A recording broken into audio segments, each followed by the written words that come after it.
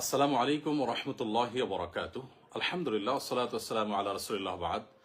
সুপ্রিয় দর্শক শ্রোতা ভাই বোন, দেশ কিংবা প্রবাস যে যেখান থেকে আমাকে দেখছেন আপনাদের সকলকে সাদর আমন্ত্রণ জানাচ্ছি আমাদের এই অত্যন্ত গুরুত্বপূর্ণ সংক্ষিপ্ত লাইভ অনুষ্ঠানে।